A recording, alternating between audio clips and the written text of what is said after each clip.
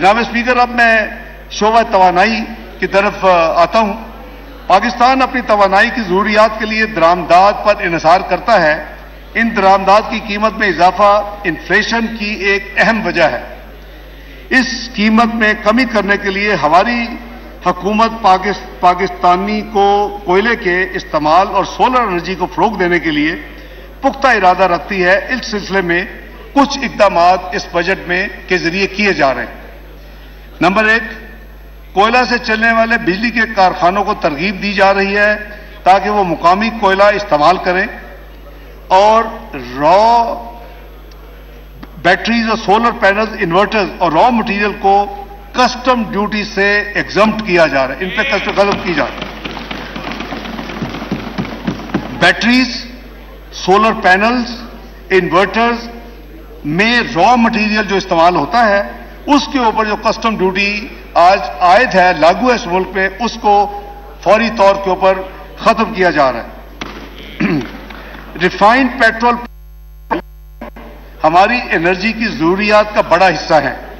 माजी में कई बार मुल्क में इन मसनूआत की किल्लत भी पैदा हुई जिसकी वजह से सप्लाई चेन में तातुल आया।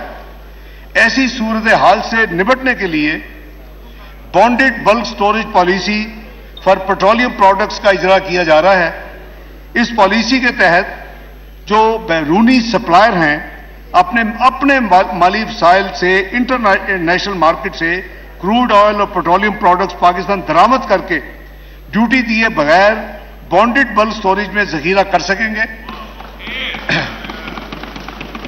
और बवक्त जरूरत रिफाइनरी या ऑयल मार्केटिंग कंपनी जो खरीदना चाहे उस वक्त ये फॉरेन सप्लायर से एक तो टाइम की बचत होगी जनाब स्पीकर, आपकी एलसीज के ऊपर जो रिकन्फर्मेशन कॉस्ट आती है बहुत ज्यादा वो बचेगी और आपके मुल्क में आपने उसमें इन्वेस्ट नहीं किया, आपके मुल्क में वो स्टोर हुआ होगा तो ताकि आइंदा ये जो सप्लाई चेन कभी कम हो जाता है या खुदा ना खास्ता किल्लत का हो वो खदशा दूर हो जाएगा। तो हुकूमत ये पॉलिसी है इसको असूली तौर पर इसका फैसला हो चुका है, प्राइम मिनिस्टर ने इसकी मंजूरी दे दी है और अनकरीब ये economic coordination committee of the cabinet में ये इंशाल्लाह पेट्रोलियम मिनिस्ट्री पेश करेगी और वहां से अप्रूवल के बाद इंशाल्लाह जो काबीना की मंजूरी के बाद ये मुल्क में लागू होगी।